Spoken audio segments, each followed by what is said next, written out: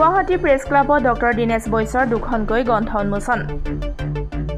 Guwahati press ক্লাবত বুধবাৰে বিশিষ্ট বুদ্ধিজীৱী সাহিত্যিক ডক্টৰ দীনেশ বৈশ্যৰ দুখনকৈ গ্ৰন্থ উন্মোচন কৰা হয়।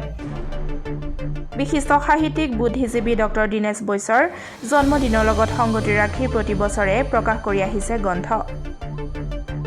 বুধবাৰে ডক্টৰ দীনেশ বৈশ্যৰ জন্মদিনটোত উন্মোচন কৰা হয় দুখনকৈ গ্ৰন্থ।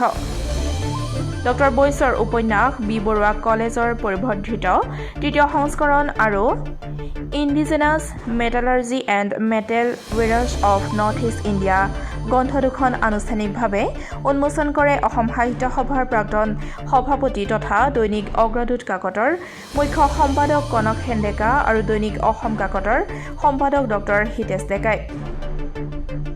গ্ৰন্থ উন্মোচনৰ পাছতেই অনুষ্ঠিত হয় অসমীয়া মানুহে কিতাপ নপঢ়ে শীৰ্ষক আলোচনা চক্ৰ।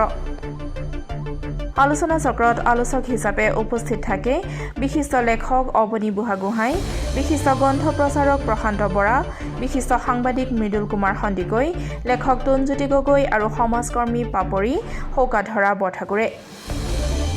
আদৰণি ভাষণ প্ৰদান কৰে ডক্টৰ দীনেশ বৈশ্যৰ সহধৰ্মিনী তথা বিশিষ্ট কণ্ঠশিল্পী ডক্টৰ ৰাণু বৈশ্যই। অনুষ্ঠানটোৰ আঁত ধৰে কবি কমল কুমাৰ মেধিয়ে।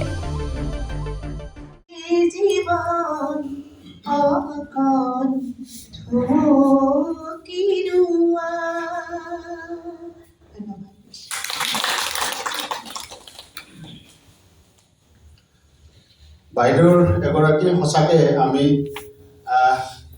ক'বলৈ দীৰ্ঘদিন ধৰি বাইদেউৰ এগৰাকী আমি শ্ৰোতা, গুণমুগ্ধ শ্ৰোতা। আৰু সঁচাকে কওকচোন, বাইদেউৰ মাতটো বহুত বেলেগ মানে ইমান ডেপ্থৰ পৰা বাইদেউৰ মাতটো ওলায়। আগতে আমি যিসকলে ৰেডিঅ' শুনিছিলোঁ, আমাৰ সকলোৰে নিশ্চয় মনত আছে, গুৱাহাটী আমাৰ আকাশবাণীৰ পৰা এটা অনুষ্ঠান হয় ৰাতিপুৱা, গীতিমালিকা। তাত গীতিমালিকাত এইবাৰৰ শিল্পী ৰাণু বৈশ্য, গীতিকাৰ ডক্টৰ দীনেশ বৈশ্য, এনেকৈ আমাৰ মনত আছে এইবিলাক। গতিকে বাইদেউক ধন্যবাদ। চকুৰে দেখা সেইখন উত্তৰ প্ৰদেশত এতিয়া ৰাম মন্দিৰ বনাব, ভাল কথা। কিন্তু 23 লক্ষ চাকি জ্বলোৱা আমি কোনখন সমাজত আছোঁ ভাবিছা? গতিকে news desk report, democratic Assam. এই প্ৰসংগটো আহিলে এইবাবেই সামগ্ৰিকভাৱে দেশৰ অৱস্থাটো মানে তেনেকুৱাহে আচলতে। আমি The people are with me. আপোনালোকে প্ৰমাণ কৰিছে। You love me. আপোনালোকে মোক ভাল পায়, এইখিনিয়ে যথেষ্ট। আন এটা কথা, আজি এখেত আছে যে এতিয়া সাহিত্যিক পেঞ্চন পাব লাগিলে দৰখাস্ত দিব লাগে। তেওঁৰ একো কাম নাথাকিলেও যদি আত্মমৰ্যাদা সম্পন্ন সাহিত্যিক হয়, তেওঁ কেতিয়াও দৰখাস্ত নিদিয়ে। যেনে মোৰ পৰিবাৰ এগৰাকী ভাল গায়িকা, দেশে বিদেশে গান গাইছে, তেওঁ কৈছে মই দৰখাস্ত নিদিওঁ। সেইকাৰণে নিদিওঁ, দৰখাস্ত দি মই একো নহওঁ। এই যিটো ছিষ্টেম, এটা পলিটিকেলাইজড ছিষ্টেম, এটা এক প্ৰকাৰৰ চিণ্ডিকেট এটা, তাৰ পৰা যদি সাহিত্যক আমি উলিয়াই আনিব নোৱাৰোঁ, এই জাতিৰ সাহিত্যৰ উন্নতি হ'বই নোৱাৰে।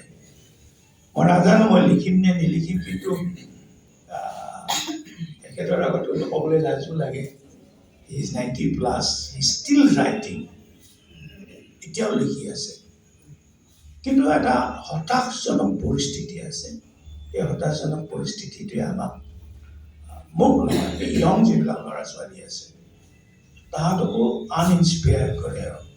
প্ৰেৰণা সঞ্জাত নহয়, প্ৰেৰণা নাই, সমাজখনে প্ৰেৰণা দিব পৰা নাই, ব্যৱস্থাটোৱে প্ৰেৰণা দিব পৰা নাই। চৰকাৰৰ কথাটো বাদেই দিছোঁ।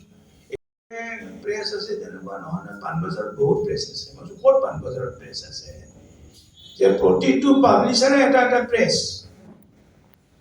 তেওঁলোকে লেখকৰ পৰা পইচা লয়, কিতাপ ছপাই দিয়ে, বিক্ৰী কৰা নকৰাটো তেওঁলোকৰ কথা। অৱনী বুঢ়াগোহাঁই আছে। অৱনী বুঢ়াগোহাঁই এগৰাকী বিখ্যাত লেখিকাৰ, ঔপন্যাসিকৰ কিতাপ ওলাইছে। আপোনালোকে হয়তো বহুতে জানে, ষ্টেলেন কিৰে, টেৰেছাহঁতে জানে। ষ্টেলেন কিৰে নগা লেখিকা এগৰাকী, তেওঁ নৰৱেত থাকে। তেওঁৰ গিৰিয়েক মোৰ বন্ধু মানে তেওঁ নগা মুভমেণ্টৰ এজন হেৰি আছিলে, লিডাৰ আছিলে। তেওঁৰ এখন কিতাপ মই প্ৰায় ট্ৰেন্সলেশ্যনৰ নিচিনাই কৰিছোঁ, দ্য নাগা সাগা। সেই কিতাপখনৰ নাগা গাথা নাম দিছোঁ দেই। বিভিন্ন দিশত বিশ্লেষণ কৰি দেখা যাব যে অসম আকৌ উন্নতিৰ পথত জয়া অসম হ'ল। কাৰণ গ্ৰন্থমেলাখন চলিবলৈ আজি 6 দিন হ'ল। 6 দিনত আমাৰ কিতাপ বিক্ৰী হৈছে 84 লাখৰ, আৰু 31 ডিচেম্বৰৰ দিনা আমি মদ খাইছোঁ 8.5 কোটি। গতিকে অসমৰ উন্নতি ঠিকেই চলিছে। আৰু যোৱা বছৰৰ উৰুকাত 14 কোটি টকাৰ মদ বিক্ৰী হৈছিল গুৱাহাটীত, আৰু আমি আশা কৰি মহা উৰুকাত অন্ততঃ 14-15 কোটি টকাৰ মদ বিক্ৰী হ'ব। গতিকে অসম উন্নতিৰ পথত ঠিকেই চলিছে, হতাশ হ'ব নালাগে। কিন্তু মনে প্ৰাণে বিশ্বাস কৰোঁ মানৱ সভ্যতা জীয়াই থকালৈকে গ্ৰন্থৰ সমাধান থাকিবই। উচ্চ চালকৰ পুনৰ শ্ৰদ্ধা জনাই মোৰ কবলৈ সামৰিছোঁ। ধন্যবাদ।